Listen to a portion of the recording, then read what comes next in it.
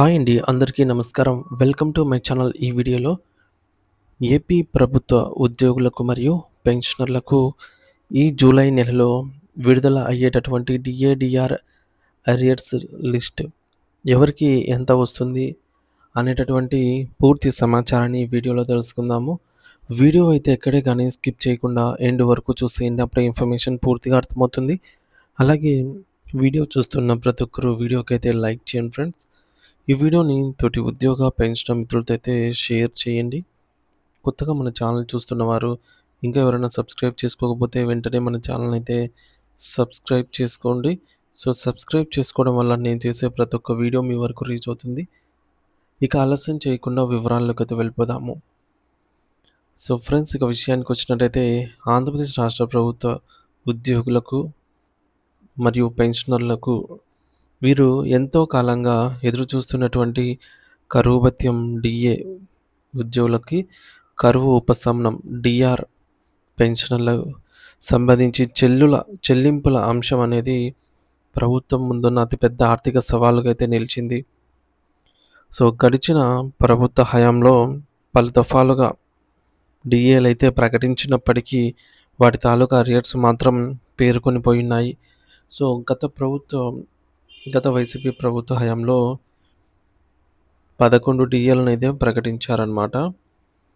కానీ వాటి తాలూకా ఒక అరియర్ కూడా చెల్లించలేదు.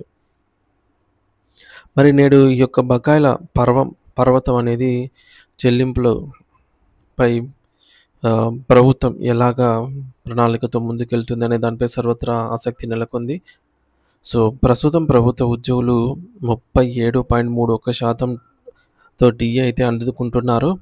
విషయం మనందరికీ తెలిసిందే.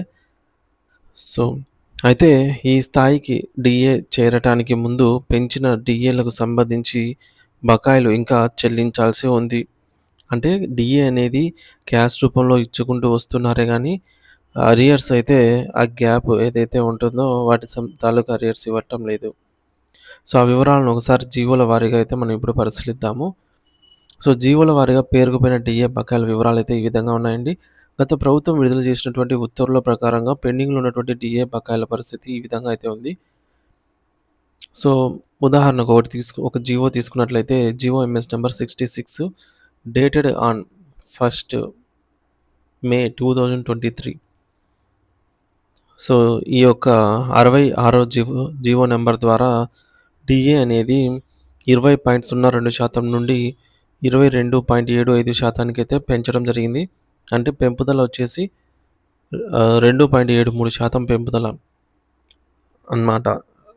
సో జీవో ప్రకటించిన తేదీ వచ్చేసి మనకు మే 1 అయితే ఆ డిఏ వర్తించే కాలం వచ్చేసి డిసెంబర్ 2022.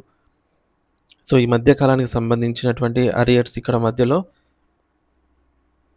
అరియర్స్ ఉంటాయి కాబట్టి ఈ మధ్యకాలానికి సంబంధించిన అరియర్స్ అనేవి చెల్లింపులు చేయాల్సి ఉంది. మరి ఈ యొక్క అరియర్స్ను ప్రభుత్వము ఒకేసారి కాకుండా ఈ యొక్క టోటల్ అమౌంట్ను ఒకేసారి కాకుండా 3 దఫాలుగా ప్రకటిస్తామని చెప్పేసి ఈ యొక్క జీవో నెంబర్ 66లో అయితే పేర్కొనడం జరిగింది. సో ఇందులో మొదటి భాగం అంటే మొదటి విడత వచ్చేసి సెప్టెంబర్ 2023 ప్లస్ రెండవ విడత వచ్చేసి డిసెంబర్ 2023 ప్లస్ మూడవ విడత వచ్చేసి మనకు మార్చి 2024లో అయితే చెల్లింపులు చేస్తామని చెప్పారు. కానీ ఇవేవి కూడా వీటికి సంబంధించి చెల్లింపులు జరగలేదు. ఎందుకంటే వీటి చెల్లింపుల పరిస్థితి ఒకసారి మనం చూసుకున్నట్లయితే ఈ బకాయిల చెల్లింపులు సమర్పించడానికి సిఎఫ్ఎంఎస్ పోర్టల్లో ఇప్పటికీ అవకాశం కల్పించలేదు. అంటే ఏవైనా సరే బిల్స్ అనేవి సిఎఫ్ఎంఎస్ పోర్టల్లో అప్లోడ్ చేస్తేనే అవి వెయిటింగ్ ఫర్ ఫండ్ క్లియరెన్స్, తర్వాత ఆర్బీఐ కుబేర్, ఆ తర్వాత బ్యాచ్ నెంబర్ అలాట్మెంట్ అలాగైతే వెళ్తుంది.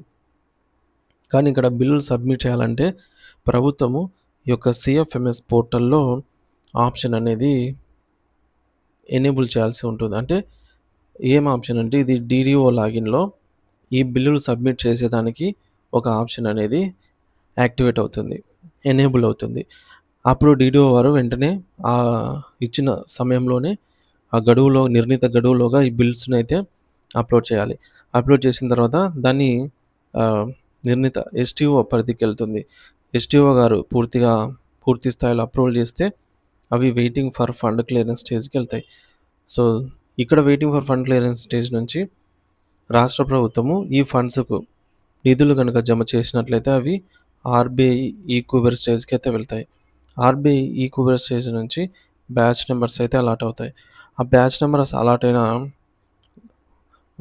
1-4 అవర్స్‌లోనే సో, బ్యాచ్ నంబర్స్ అలాట్‌మెంట్ అయిన తర్వాత 1-4 గంటల లోపల మన బ్యాంక్ ఖాతాలో అమౌంట్ అనేది జమ అవుతుంది. ఇది ప్రాసెస్ అన్నమాట. కానీ ఇక్కడ మొదటగా డీడీఓ గారు బిల్లులు పెట్టడానికి ఆప్షన్ అనేది ఎనేబుల్ కాలేదు ఇంతవరకు.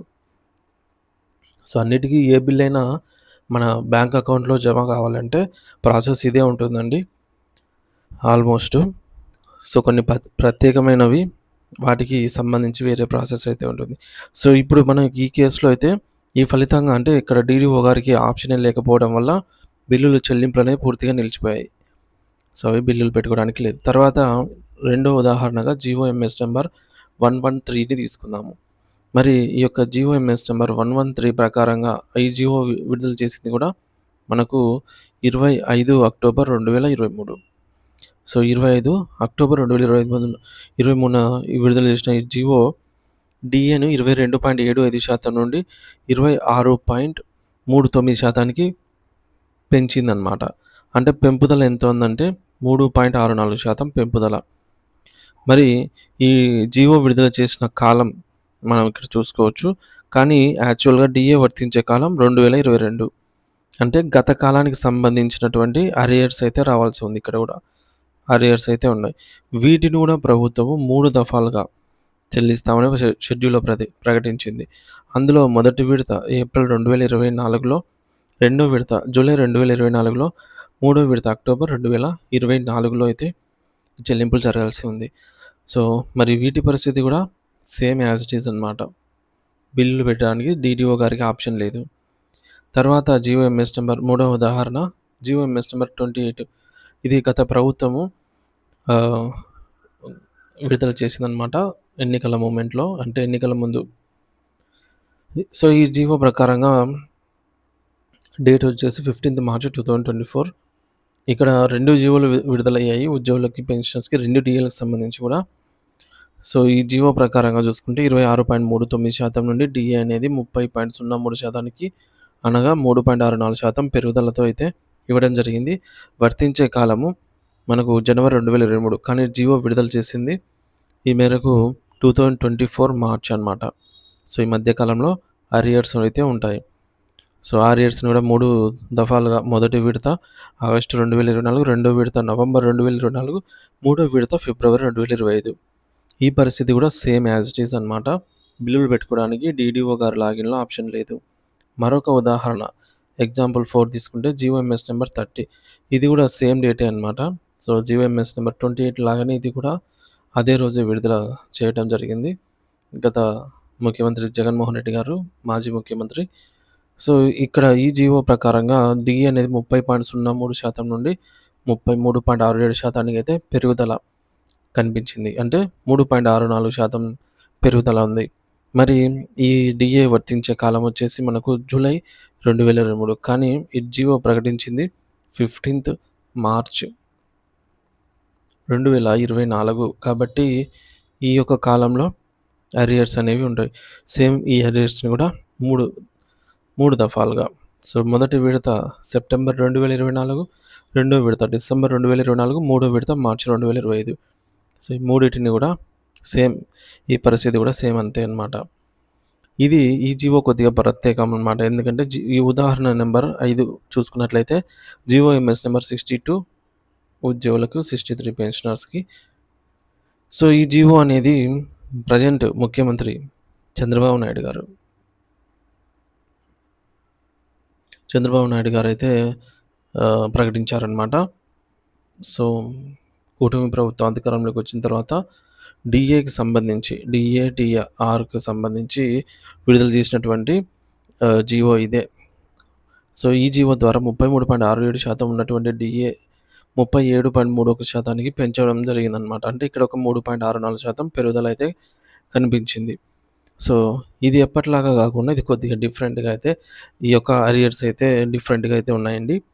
సో, జీవో రిలీజ్ చేసిందైతే మనకు 21 అక్టోబర్ 2025. కానీ డీఏ వర్తించే కాలం జనవరి 2024. సో, మరి ఈ రెండిటి మధ్య ఉన్న మధ్యలో వ్యత్యాసం గత నెలలు అంటే గత కాలానికి సంబంధించి అరియర్స్‌ను మొదటగా ఇక్కడ 12 ఇన్‌స్టాల్‌మెంట్ అరియర్స్‌లో ఇస్తామని చెప్పారు. సో, తర్వాత వ్యతిరేకత వచ్చింది. అది కొట్టేసి మళ్ళీ 3 విడతలు ప్లస్ 10%. ముందే 10% అనమాట. అంటే ముందే 10% ఇస్తూ తర్వాత 3 విడతలుగా చెల్లిస్తామన్నారు. అదెలా అంటే సో, ఇక్కడ చూసుకోవచ్చు చెల్లింపుల షెడ్యూల్. జీవోలో ప్రకటించిన దాని ప్రకారంగా ఏప్రిల్ 2026లో అంటే ఈ ఇయర్ ఏప్రిల్‌లో 10% అమౌంట్ ఇస్తాము అని చెప్పారు. బిల్లులు పెట్టుకోవడానికి లేదు. ఏప్రిల్ అయిపోయింది, మే అయిపోయింది, ఇది జూన్.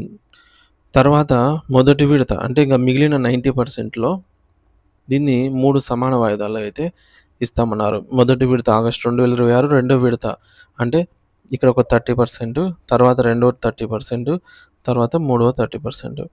సో, రెండో విడత నవంబర్ 2026, మూడో విడత వచ్చేసి ఫిబ్రవరి 2027లో. మరి ఇవి రావాల్సి ఉందనమాట. ఇంకా వీటికి టైం కాలేదు. కానీ ఆల్రెడీ ఏప్రిల్ సంబంధించి టైం అయితే అయిపోయింది. ఇంకా డీఎల్ అయితే రాలేదు. అరియర్స్ రాలేదు. సో, వీటి పరిస్థితి కూడా మొత్తం ఓవరాల్‌గా డీఏ, డీఆర్‌ల పరిస్థితి ఎలా ఉందంటే ఇప్పుడు ఏపీలో ప్రస్తుతం ఉద్యోగుల వేతనంలో కలిపి డీఏలు వస్తున్నప్పటికీ అంటే 37.31% అనేది సిపిఎస్ ఉద్యోగులకు డీఆర్‌లలో కలిపి వస్తున్నప్పటికీ బకాయిల చెల్లింపులకు సంబంధించి ప్రక్రియ అయితే మొదలు కాలేదు. సో, సిపిఎస్ ఉద్యోగులకు ప్రత్యేక బకాయిలు మరియు ఇతర సమస్యలు. సిపిఎస్ ఉద్యోగుల పరిస్థితి మరింత క్లిష్టంగా అయితే ఉంది.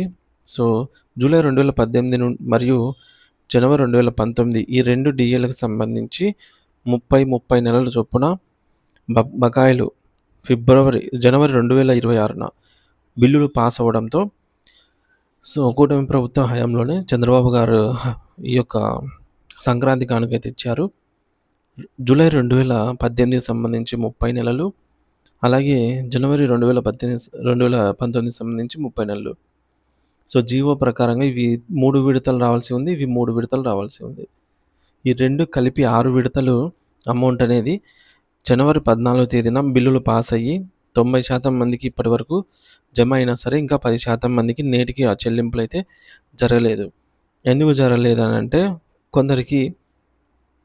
కొందరు మరణించారనమాట పెన్షనర్స్. సో, అటువంటి వారికి రాలేదు. అలాగే కొందరికి బ్యాంకు ఐఎఫ్ఎస్సి కోడ్స్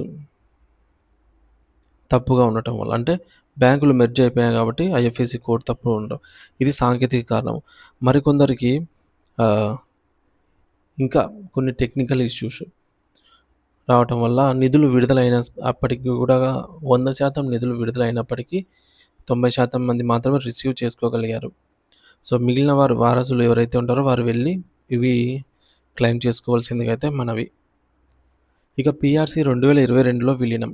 జూలై 2019 నుండి జూలై 2021 వరకు మొత్తం 5 విడతల డీఏ బకాయిలను పీఆర్సీలో అయితే కలిపేశారు. సో, ఈ బకాయిలు ఎప్పుడు ఎలా చెల్లిస్తారనే దానిపైన స్పష్టత లేదు. ఈ విధంగా పీఆర్సీలో విలీనం చేస్తే అది అగమ్యగోచరంగానే అవుతుందన్నమాట. ఎందుకంటే వాటికి సంబంధించి అరియర్స్ ఇవ్వరు. ఎందుకంటే అప్పుడు డీఏలు అనేవి అసలుకే ప్రకటించకనే ఉంటే సో, డీఏలను అసలే ప్రకటించకుండా డైరెక్ట్‌గా పీఆర్సీలో విలీనం చేసినట్లయితే సో, వాటి తాలూకు రావాల్సిన అరియర్స్ ఏవి రావు అన్నమాట. అలాగే ఇక్కడ 5 డీఏలకు సంబంధించి రాలేదు. 5 విడతలకు. అలాగే ఇక్కడ కరోనా కారణంగా ఫ్రీజ్. జనవరి 2022 సంబంధించి 18 నెలలు, జూలై 2020కి సంబంధించి 12 నెలలు. సో, కరోనా కారణంగా అయితే బకాయిలను ఫ్రీజ్ చేశారు. ప్రభుత్వం నిలిపివేసింది. అవి తిరిగి చెల్లిస్తారా లేదా అనే దానిపైన కూడా నమ్మకం లేదనమాట. సో, ఇప్పటివరకు మొత్తం చెల్లించాల్సిన బకాయిల సారాంశం ఒకసారి మనం చూసుకున్నట్లయితే నెలల వారీగా ఇక్కడ ఈ టేబుల్‌లో మొత్తం అన్ని డీఏలకు సంబంధించి కూడా ఇక్కడ చెక్ చేయొచ్చు ఫ్రెండ్స్. మొదటగా 2018 డీఏకి సంబంధించి అరియర్స్ మాత్రమే అండి ఇవి. సో, ఇక్కడ 30 నెలల అరియర్స్ అయితే దాదాపు 90% పేమెంట్ అయిపోయింది. అలాగే జనవరి 2019 సంబంధించి కూడా ఆల్మోస్ట్ పెయిడ్ 90%. ఇంకా మిగతావి అవి క్లెయిమ్ చేసుకోవాల్సి అయితే ఉంటుంది. ఇక ఈ మధ్య కాలంలో జూలై 2019 నుండి జూలై 2021 వరకు ఈ మొత్తం 5 డీఏలను పీఆర్సీలో వేయడం చేశారు. సో, ఇదే వివాదం జరుగుతుందనమాట. తెలంగాణలో కూడా డైరెక్ట్ పీఆర్సీలో కలిపేస్తామని చెప్పేసి, కానీ అక్కడ ఒప్పుకోలేదు ఎవరు కూడా ఉద్యోగులు. ఎందుకంటే అలా విలీనం చేస్తే పాత కాలానికి సంబంధించిన అరియర్స్ రావు. ఇక జనవరి 2022 నుండి డీఏకి సంబంధించి డీఆర్‌కి సంబంధించి 18 నెలల బకాయిలు జూలై 2022కి సంబంధించి 16 నెలలు, జనవరి 2023కి సంబంధించి 15 నెలలు, జూలై 2023కి సంబంధించి 12 నెలలు, జనవరి 2024 సంబంధించి అంటే ఇది చంద్రబాబు నాయుడు గారు ప్రకటించినటువంటి డీఏ. ఇక్కడ ఒక 21 నెలలకు సంబంధించి టోటల్‌గా మనము ఇక్కడ నుంచి మొత్తం అన్నీ కలుపుకున్నట్లయితే 234 నెలలు వివిధ దశల్లో ఉద్యోగులకు అరియర్ అమౌంట్ రావాల్సి ఉంది. ఇన్ని నెలలు అంటే దీనికి సంబంధించి ఎన్ని డీఏలు అయి ఉంటాయో మీరే ఆలోచించండి. సో, మూల వేతనం ప్రకారంగా అంటే వారి బేసిక్ పేని బట్టి బకాయిల అంచనా డీఏ/డీఆర్ బకాయిల అంచనా టేబుల్ అయితే మనం ఇప్పుడు చూద్దాం కాసేపట్లో. సో, జూలై 2019 నుండి జనవరి 2024 వరకు మనకు డీఏలు పెండింగ్‌లో ఉన్నాయన్నమాట. బకాయిలు పెండింగ్‌లో ఉన్నాయి. సో, ప్రకటించిన డీఏల బకాయిలు జూలై 2029 నుంచి జనవరి 2024 వరకు పేరుకుపోయి ఉన్నాయన్నమాట. ఈ బకాయిలు ఉద్యోగుల బేసిక్ పేని బట్టి సుమారుగా ఎంత ఉండవచ్చు అనేది మనం ఈ టేబుల్‌లో అయితే చూద్దాము. అందులో ముఖ్య గమనిక ఫ్రెండ్స్, ఇప్పుడు మనం చూడబోయే టేబుల్‌లో ఈ చూసే అంకెలు ఏవైతే ఉన్నాయో అవి కేవలం అప్రాక్సిమేట్‌లీ అంటే అంచనా మాత్రమే అని గుర్తుపెట్టుకోవాలి. ఎగ్జాక్ట్ వాల్యూస్ అయితే గవర్నమెంటే చెప్పాల్సి ఉంటుంది. ఇందులో ఎందుకంటే మనము పూర్తిగా ఎన్నైతే బకాయిలున్నాయో వాటన్నిటిని లెక్కించాము. కానీ కొన్ని బకాయిలను ఫ్రీజ్ చేయడం జరిగింది. కరోనా సాకుతో మరికొన్ని పీఆర్సీలో విలీనం కావడం జరిగింది. కాబట్టి వాస్తవ మొత్తంలో మార్పు అయితే ఉండొచ్చు గానీ, అంచనాగా ఇంత అమౌంట్ అనేది మనము చూద్దాము. సో, బేసిక్ పే అనేది 20,000 ఉన్నవారికి డీఏ అరియర్స్ రూపంలో రావాల్సిన డీఏ/డీఆర్ అరియర్ అమౌంట్ 1,50,000 పైనే ఉంది. అలాగే బేసిక్ పే 25,000 ఉన్నవారికి దగ్గర 2,00,000 రావాల్సి ఉంది. బేసిక్ పే 30,000 ఉన్నవారికి 2,30,000, బేసిక్ పే 40,000 ఉన్నవారికి 3,00,000 పైనే, బేసిక్ పే 49,000 ఉన్నవారికి 3,78,000, సో, బేసిక్ పే 56,000 ఉన్నవారికి 4,32,000, బేసిక్ పే 68,000 ఉన్నవారికి 5,24,000, బేసిక్ పే 81,000 ఉన్నవారికి 6,25,000. సో, ఈ విధంగా బేసిక్ పే అనేది పెరిగే కొద్దీ వారికి రావాల్సిన డీఏ/డీఆర్ అరియర్ అమౌంట్ అనమాట ఇది. సో, ఈ అమౌంట్‌లో ఇది అప్రాక్సిమేట్‌లీ అనమాట. Not exactly. సో, ఎందుకంటే వీటిలో ఫ్రీజ్ చేశారు. అలాగే పీఆర్సీలో విలీనం కూడా చేశారు. ఇంకా మనకి కొత్తగా ప్రకటించాల్సిన డీఏలైతే ఉన్నాయి 4. ప్రస్తుతానికైతే 4. ఇంకో నెల పోతే జూలై డీఏ కూడా యాడ్ అయితే 5 డీఏలు అవుతాయన్నమాట. సో, మరి ఈ యొక్క డీఏలకు సంబంధించి అరియర్ అమౌంట్ రావాల్సి ఉంది. సో, పైన పేర్కొన్న బకాయిలతో పాటు కొత్తగా మరొక 3 డీఏలు ఇప్పటికే రావాల్సి ఉంది. అవి జూలై 2024 డీఏ, జనవరి 2025 డీఏ, జూలై 2025 డీఏ, జనవరి 2026 డీఏ. మరి ఎంతెంత అమౌంట్ రావాలనేది ఇక్కడ టేబుల్‌లో చూడొచ్చు. సో, ఇక్కడ ఇంకో డీఏ యాడ్ కావాల్సింది ఫ్రెండ్స్. అదే మనకు జనవరి 2026 డీఏ అనమాట. సో, ఇక్కడ చూడొచ్చు ఎంత అమౌంట్ అనేది. సో, ఈ టేబుల్‌లో క్లియర్‌గా మనకు 2.73 అనేది జూలై 2024కి సంబంధించి 2.73% రావాల్సి ఉంది. అలాగే 1.82% జనవరి డీఏకి 1.82%. అలాగే 2.73% మళ్ళీ 2.73% రావాల్సి ఉంది. ఇది జూలై డీఏకి సంబంధించి. అలాగే మరొక 1.82% రావాల్సి ఉంది. సో, మొత్తం కలిపితే మనకి ఎంత అమౌంట్ వచ్చేదని చూద్దాము.